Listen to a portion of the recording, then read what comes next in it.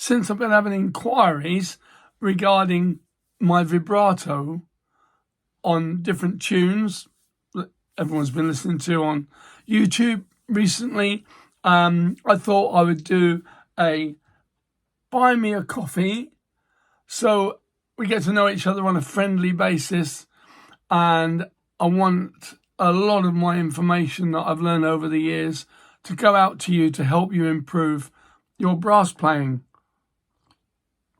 So what we're going to start off with the buy me a coffee is I'm going to show you very briefly 10 different vibratos, and they can all be mixed and matched, etc. But one of the first things is you need to be able to play a straight note. If you try and play a straight note and it's got a tremor on it or that you can't turn on and off, you will not get the scintillating vibrato that you need to become a soloist. Now, I know there's a lot of players out there that play solos, maybe even talking to you now, but a true soloist with real polish, scintillating sounds, head-turning sounds. Now, if you think about it, your favourite player, it might be Louis Armstrong, you recognise him. It might be Chet Baker, you'll recognise the sound. It might be Jens Lindman, you'll recognise the sound. On the trombone side, it might be Dick Nash, Irby Green. Depends on what you're listening to, what you want to sound like. You first need to get the sound in your head, but you also need a blank canvas. You also need to give you a different light or dark sound. Depends on what you want to achieve when you're playing your solo. So now we've got one where you just play a straight note and just bring it backwards and forwards, not circular.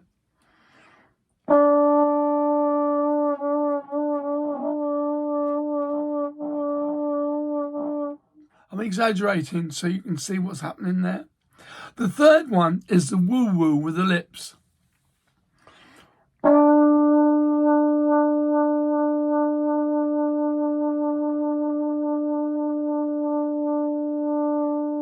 What I like about that one, you can take it fast, you can slow it down.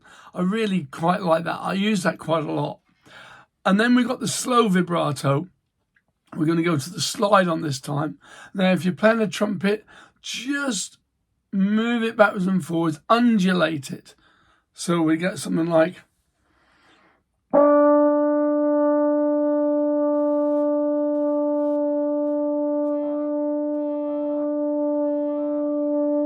a very, very steady pulse.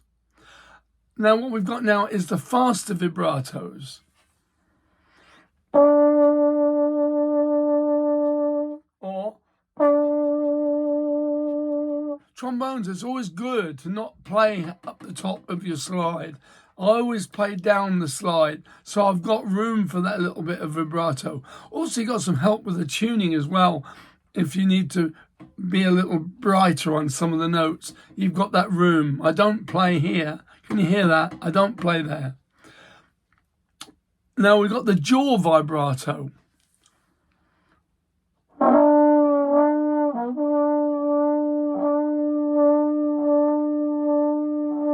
Now I deliberately did that. You heard the note break. That's what you're doing. You're flattening and you're sharpening the note. That's what you're doing with a vibrato. Well, if you open the jaw too much, you'll get that chewy sound. But sometimes it's needed. Sometimes it's nice to use. And the other one, well, and you can, hello, hi, welcome to Buy Me a Coffee. I wanted a very inexpensive way for you to be able to get access to my techniques and answer a lot of the questions I get, especially about my ballad playing. Over late, I've just been doing some solo concerts. Over the years, I've played on many albums and recorded a few of CDs myself. So I'm just going to run through some of the vibratos I use.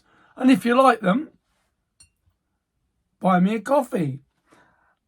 The idea would be to have another layer where you could send in your playing of a standard, or perhaps we could have a monthly standard where we all work on it, and I give you ideas of how I'd approach it. Here we go with the first one. And I think the first one is just a straight note. Just a very, very straight note.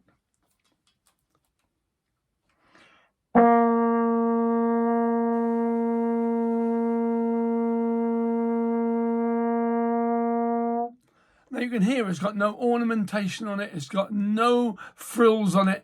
It's just a straight note that you could walk on.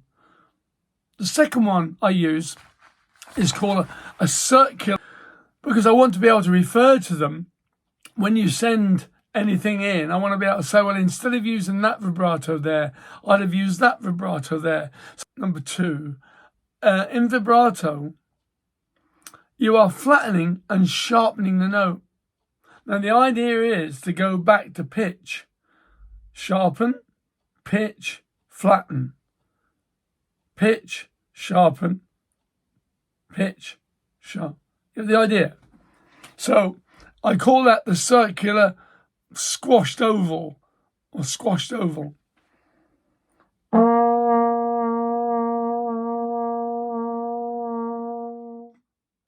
The third one I call the woo-woo. It's a lip pulsing, opening and closing of the lips. So there's a straight note.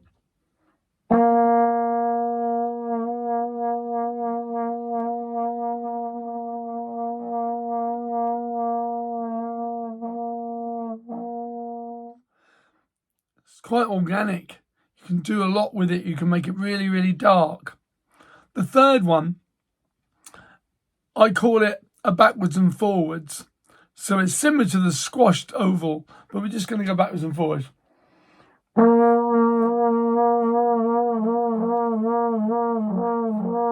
And mixed in with something else like the movement of the valves, you'll end up with a totally different sound. So what I came up with next was keep the core in mind, in focus, but from a classic note, and just warm it.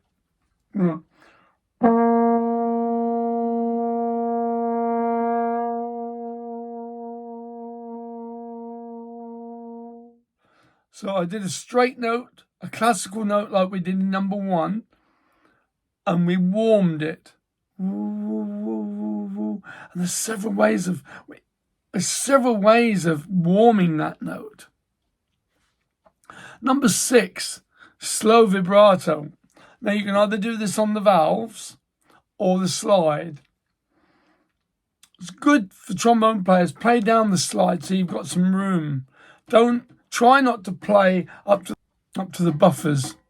I have to edit that.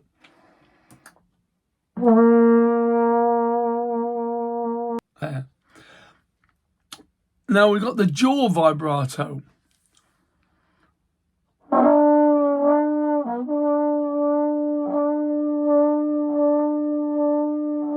Now I deliberately did that. You heard the note break.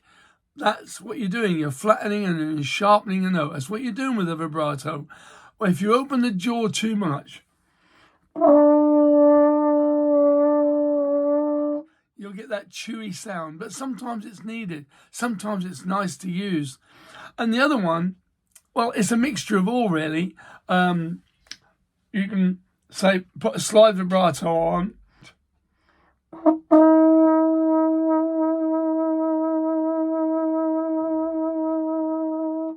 I hope it's been helpful to you, and if you have found it helpful, treat us to a coffee and we'll do some more. The next stage, I'd like to offer you where you send in your solo and I can critique it.